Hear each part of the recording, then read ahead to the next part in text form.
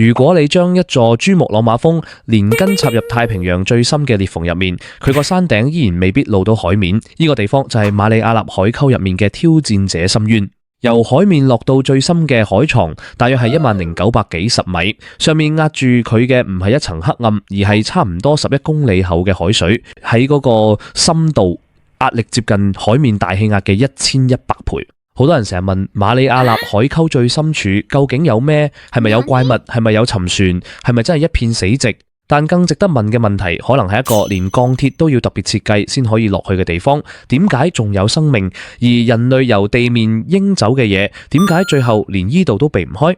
我哋由海面一路向下睇一睇馬里亞納海溝點樣形成，壓力點樣改寫物理規則，仲有最深海床上面究竟留下咗邊啲屬於地球，又邊啲屬於人類嘅痕跡。首先，馬里亞納海溝唔係地球無端端裂開咗一條傷口，佢係板塊運動留低嘅邊界。喺西太平洋，太平洋板塊一路向西移動，撞向菲律賓海板塊附近嘅地質系統，較舊較重嘅海洋板塊被迫向下俯衝，沉入另一塊板塊之下。呢個動作經過幾百萬年、幾千萬年，慢慢將海床拉成一條又長又深嘅溝。海溝底部唔係地球中心入口，而係地殼回收系統嘅一部分。火山島鏈、地震帶同呢條深溝都係同一套板塊機器嘅不同零件。呢個亦都解釋咗點解馬里亞納海溝周邊唔係一個安靜嘅地方。佢深係因為地殼喺度喐，佢危險，亦都係因為地殼仍然喺度喐。但馬里亞納海溝其實唔等於地球最深嗰一點。海溝係一大片狹長地形，真正最深嘅位置叫做挑戰者深淵，名稱來自19世紀一艘叫 Challenger 嘅英國考察船。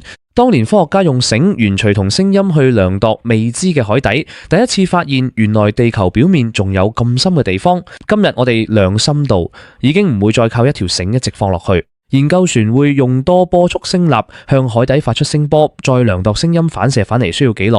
理論上好似簡單，時間乘以聲速再除2就係水深。但去到挑戰者深淵，連10935米都唔係一條永遠不變嘅答案。海水溫度、鹽度、密度、壓力同當地重力嘅細微差別，都會影響聲音喺水入面行得幾快。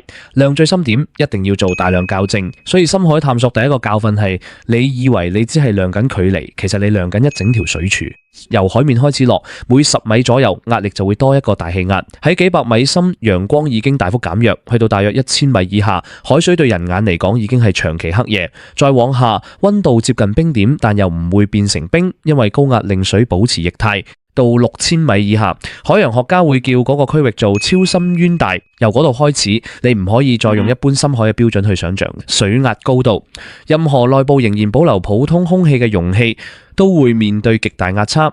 對於機器嚟講，真正可怕嘅唔係外面有水，而係外面嘅水想將你每一個空位、每一條接縫、每一粒螺絲都壓到冇地方可躲。人如果直接暴露喺呢種環境，當然唔可能生存。但有趣嘅係，深海生物唔會好似一個充氣氣球咁被壓扁，因為佢哋身體入面大部分係水，體內同體外嘅壓力較接近。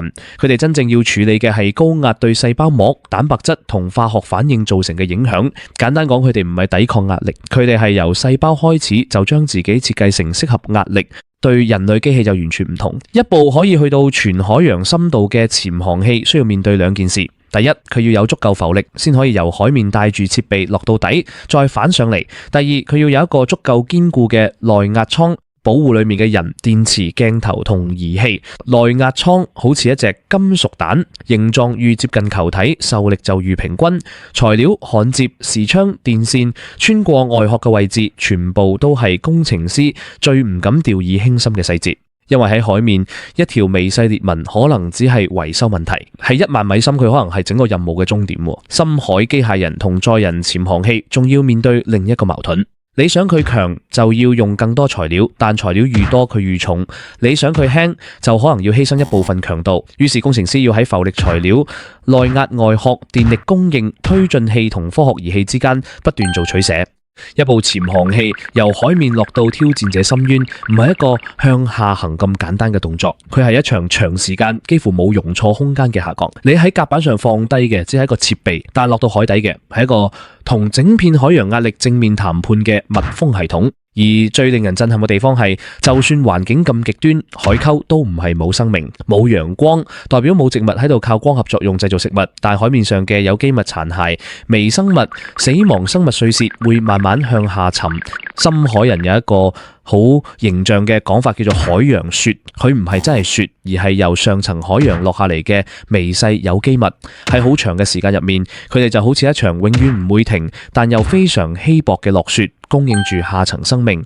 海溝逐步又似一條收集槽，隨住地形沉積同水流作用，一部分物質會慢慢集中喺更深嘅位置。所以喺海溝入面，科學家仍然演到微生物、端足類等小型甲殼動物同埋其他適應高壓環境嘅生物，佢哋未必有電影怪獸咁大，甚至未必有特別鮮豔嘅外表，但由演化角度睇，佢哋比怪獸更不可思議。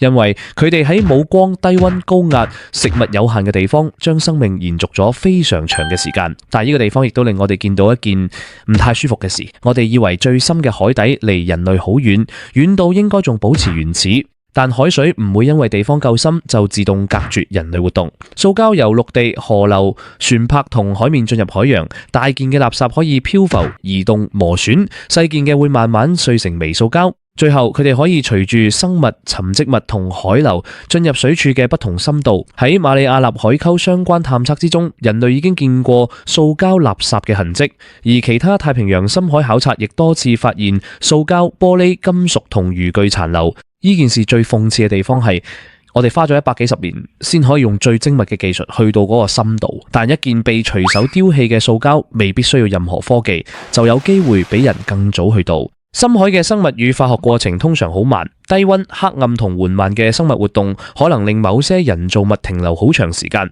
海溝因此唔只係地球最深嘅地方，亦可能係最安靜、最漫長嘅檔案室。沉積物會記錄火山灰、海洋化學、微生物遺骸同埋人類時代留下嘅污染物。而家再講返，點解挑戰者深淵仍然咁難去？唔係因為我哋唔識造船，亦唔係因為我哋未去過太空，係因為太空同深海係兩種完全相反嘅極端。太空面對嘅係近乎真空，深海面對嘅係無處不在嘅壓力。太空船要將裏面撐住，深海潛航器要防止外面壓入嚟。兩者都需要可靠材料、密封、電力、通訊同冗餘設計，但深海仲有鹽水腐蝕、黑暗、低溫、海流同回收難度。每一次深海任務表面上好似只係一張海底相，背後其實係材料科學、聲學、電子工程、海洋學、地質學同機械設計，同時交出一份唔容許太多錯誤嘅考卷。不過，挑戰者深淵最大嘅價值未必係俾我哋一個最深嘅頭銜，去提醒我哋地球仲有大量地方唔係因為冇價值，而係因為我哋仍然未真正理解。海溝會記錄板塊點樣運動，會俾我哋研究生命點樣適應極端壓力，亦會令我哋睇見污染物可以去到幾遠。佢就好似一面向下擺嘅鏡，你越想睇清楚海底，越會見到地球內部嘅力量，亦越會見到地面上人類留下嘅後果。所以馬里亞納海溝最深處到底壓住咗乜嘢？佢壓住嘅唔係傳說入面嘅怪物，佢壓住嘅係1萬米海水帶嚟嘅力量，係兩塊板塊碰撞咗幾千萬年嘅痕跡，係一群由細胞開始適應壓力嘅生命，亦都係人類以為已經離開咗視線，其實從未真正消失嘅垃圾。而最值得記住嘅可能係呢一句：地球最深嘅地方並唔係同我哋冇關係，佢只係用咗1萬米海水將我哋同後果隔開。